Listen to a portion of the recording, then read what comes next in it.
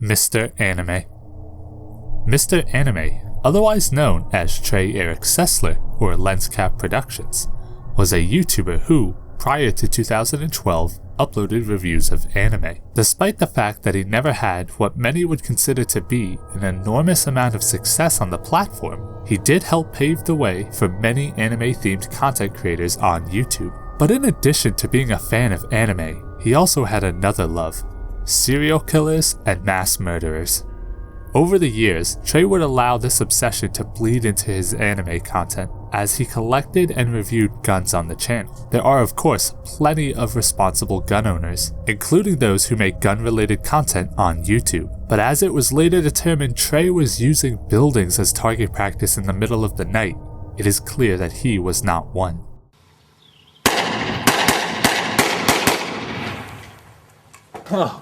Whoa. I wouldn't want to be sitting on that couch right now. But things would seem to have a positive turn after a short break when he announced that he had found a full-time job in the film industry and would continue to produce content, although less frequently, so he could focus on his job. This unfortunately would not last long, however, as after announcing his new job on March 13th, he would be arrested on March 20th for the murder of his mother, father, and brother. That is because in the early hours of the morning, Trey lured his mother into the garage where he shot and killed her, and after entering the home, shot and killed his brother. His father, who was sleeping, would awaken at this point, only to be shot and killed as well as he entered the living room. He would also go on to wreck the house, gather all his weapons and ammunition, and kill the household pets as well. However, his reign of terror was not intended to end there, as he carried his weapons to Waller High School, where he hoped to kill at least 70 people, becoming the biggest mass murderer in history. The murder of his family was intended to be a mercy killing, so that they would not have to deal with the aftermath of his actions, or ever have to know what he planned to do. After I did that, it was like, well, I'm already committed, really. They were the first immediate human targets in my sight. And if I was going to go out and do anything, they would have to go. Yet, Trey would stop on his way to the school, instead turning back and returning home, after what seemed to be a sudden realization of what he had just done, and what he had planned to do. I don't know, maybe it was just what happened was too real, resulting in him giving up on his plans to attack the school. After police arrived at his home, they noticed he had written the phrase, "Why did I do this? I love my mom, dad, and brother," as well as others on the wall with a marker. Initially, the community had doubts that the person they came to know as Mr. Anime would ever do such a thing, even suggesting he was covering up for someone else, or had just been framed for the crime. However, he would admit to the killings, and police even determined that he had planned to do it for years. I don't think a period of 2 or 3 days ever went by that I didn't think about some sort of violent act. In August of 2012, Trey was sentenced to life in prison, and even asked for his ability to receive parole to be taken away, so he would never be a danger to anyone ever again. His YouTube channel, Lenscap Productions, was ultimately terminated on September 30th, 2020, although many re-uploads still exist. Elliot Roger. Elliot Roger was a vlogger living in Los Angeles, California, but although he was what he would describe as rich as the result of being the son of a successful filmmaker, he found it hard to attract the attention of women. This is ultimately the majority of the content Elliot would upload to YouTube on his channel, essentially just vlog after vlog of him insulting women for not wanting to be with him. This is the subject of a lot of online jokes, perhaps even coining the phrase incel. In fact, if you Google incel, the first few images that appear are of Elliot Roger, and he is even mentioned and featured in the Wikipedia article about the subject. But although it could be comedic for some, a fear of extremism among the crowd has also begun to spread, with over 12 examples of violence committed by men who are believed to align with incel ideology. These acts are glorified in the community by some, either as an edgy joke or perhaps genuine support for the actions.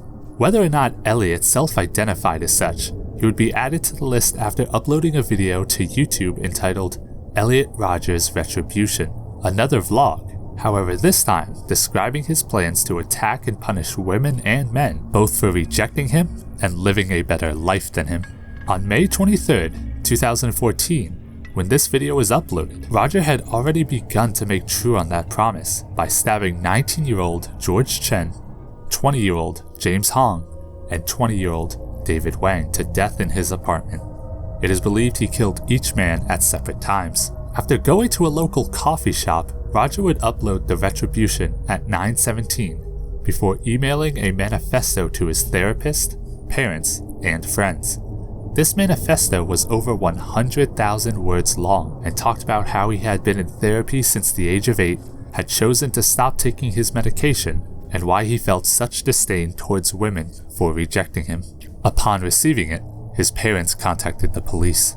However, Elliot had already made his way to a sorority house where he shot and killed 22-year-old Catherine Cooper and 19-year-old Veronica West, as well as injured a third before heading back on the road. He would also fire bullets into a deli, striking and killing 20-year-old Christopher Martin, Elliot's sixth and final fatally injured victim. All 6 were students at the nearby University of California, Santa Barbara. He would then continue his rampage, shooting at bystanders as well as attempting to hit them with his car. He would also get into multiple firefights with officers as he drove around, resulting in him being struck in the hip by a bullet. After finally crashing his car, police approached at 9:35 to find him dead of a self-inflicted gunshot wound. Just about 18 minutes after he uploaded his final video. Reportedly, he had hundreds of rounds in the car and may have fired off as many as 6 10-round magazines. Many would criticize the decision of outlets to republish his manifesto and videos, and as a result, his channel would finally be taken down on April 23, 2019. Mick Skillet. Mick Skillet, also known as Trevor Heitman, was a gaming YouTuber known for creating a wide range of content, although mostly centered around the game Counter-Strike Global Offensive. Trevor had hundreds of thousands of subscribers and was friends with other popular content creators at the time, like Leafy is Here, although the two would have a falling out. Trevor, in the first half of 2018, would receive a trade ban, essentially stopping him from selling an inventory of what was estimated to be $200,000 worth of gun skins. Since skin trading essentially became the main focus of his channel, this is ultimately believed to be what stopped him from uploading videos on YouTube, with the last video being uploaded 5 months before the incident we are covering today. Trevor, unfortunately, would begin to suffer a mental health crisis sometime after his ban, which included several incidents of him driving 150 miles an hour on a 25-mile-per-hour road, driving through fences on school grounds, and even being determined to be a danger to himself or others by a psychiatrist. Although it's unknown if his ban is what led to his mental health issues. Despite this, the city of San Diego refused to take him in for mental treatment, even at the request of his doctor and parents. On August 23, 2018, while having what he described himself as a mental breakdown, Trevor would go for a drive in his McLaren. However, this was no ordinary drive, as he would almost immediately crash into his father's car before taking off again at high speed. He would ultimately enter I-805 heading 100 miles per hour towards oncoming traffic. As a result, he would collide head-on with an SUV driven by 43-year-old Eileen Pizarro and her 12-year-old daughter Ariana. Ultimately, all 3 would be killed in the accident, and 8 other people in 8 other vehicles would be injured. I will admit I don't fully understand the science behind this, but reports say his initial autopsy determined that he did not attempt to swerve out of the way of the SUV, and his toxicology came up negative for alcohol or drugs. Ultimately, this crash was ruled a suicide. Both the families of the victims and Trevor's family would sue the city for neglecting to act when given clear signs that Trevor needed to be detained and put on a mental hold. Trevor's channel, Skillet, is still up today with over 762,000 subscribers, and a video taking a look at his McLaren is the 12th most recent and 12th most viewed. Pioneers Productions. Pioneers Productions was a channel created in 2008 by Randy Stair, although you may also know him from his other channel, Ember's Ghost Squad.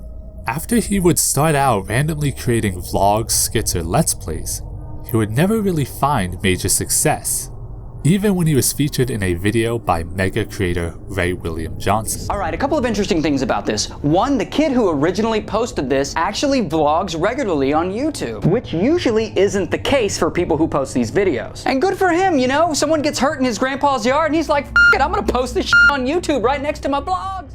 Randy, who had always been a fan of Nickelodeon, became obsessed with the character Ember from the TV show Danny Phantom. And in 2016, he created the channel Ember's Ghost Squad, in which he would upload original animations for a series he had created under the same name. However, this truly was an obsession, and Randy would end up admitting he believed the Ghost Squad characters were real, and Ember was his wife. In addition to this, Randy believed to have what he called the soul of a female, and thought that if he were to die, he would be reincarnated or resurrected as a ghost girl. On a separate channel, Randy began to upload videos of what I would call alarming subject matter, as his obsession with mass shootings would result in him uploading videos to YouTube showing off his gun collection, and even going as far as to say he had plans to murder people. These two obsessions would merge as he uploaded the final episode of Ember's Ghost Squad, which depicted Ember, the Ghost Squad, and Randy himself shooting at Westboro High School. This resulted in several YouTubers he was partnered with on the project quitting, and the video ultimately going unfinished. Disturbing as this may be, things would only get worse as Randy uploaded a video flipping a coin. If it was heads, he would end his life, but if it was tails, he would end his life after taking as many lives as he could at the supermarket where he worked. I'm gonna flip this 3 times, or the best out of 3 rather, and if it's heads, I'll do it here. If it's tails, supermarket. Let's go. After flipping the coin 5 times, tails was the winner. On June 7th, 2017, 2 days shy of 9 years after he created his first channel, Randy entered the supermarket where he worked with 2 shotguns, allegedly named after characters from EGS, and at 1 a.m. he took the lives of co-workers Victoria Brong, Brian Hayes, and Terry Lee Sterling. For some reason, thankfully, after coming out from the back, he spared Kristen Newell. He then walked to the back of the store, shooting indiscriminately at products on the shelves before ending his own life. Afterwards, Newell would call the police. His channel, Ember's Ghost Squad, would be terminated just before the end of the year. His original channel, Pioneers Productions, and the channel Pioneers Anthology lasted until May 13th, 2021. Vance Stone.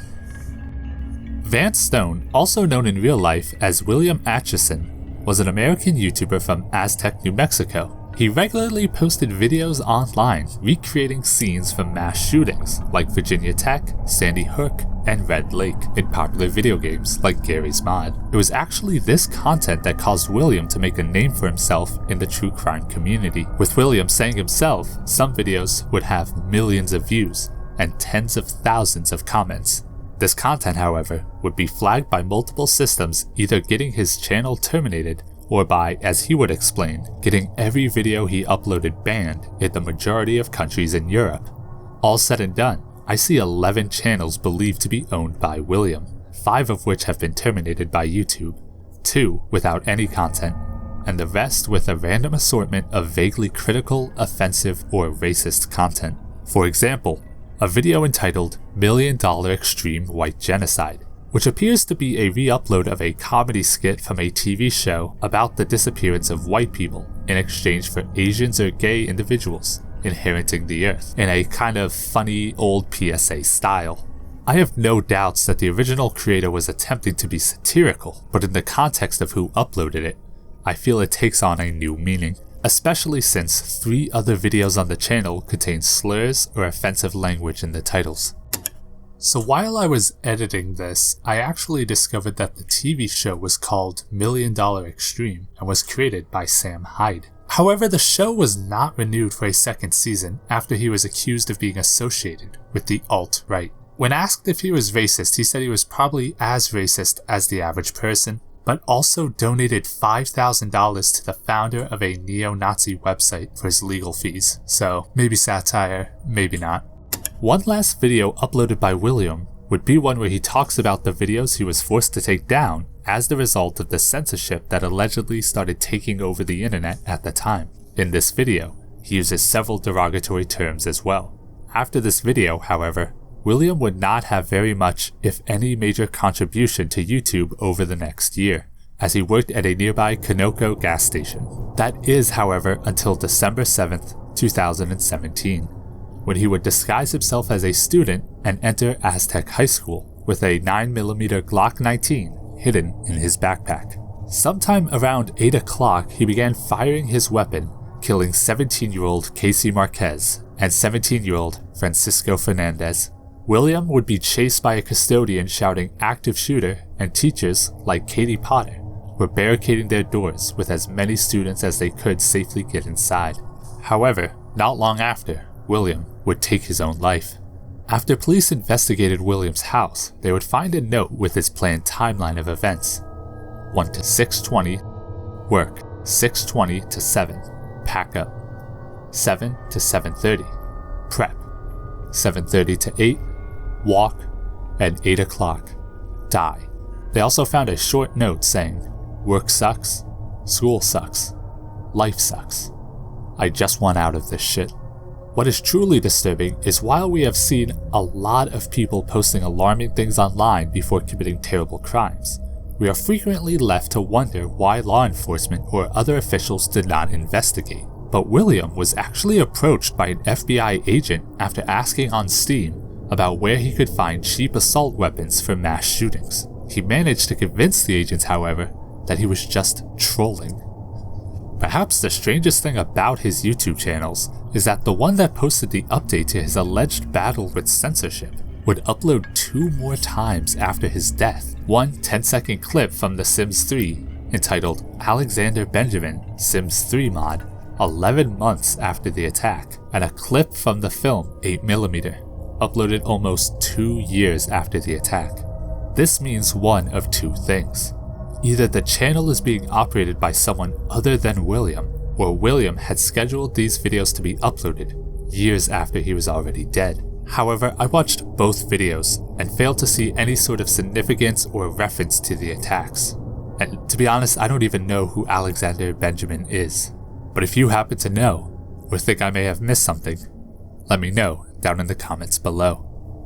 Well, that's it for now. Be sure to like the video to help the algorithm, and subscribe to see more content like this. If you like this video, why not check out this one, where I explain the craziest things you would never expect to see on Google Earth. I'll see you next time.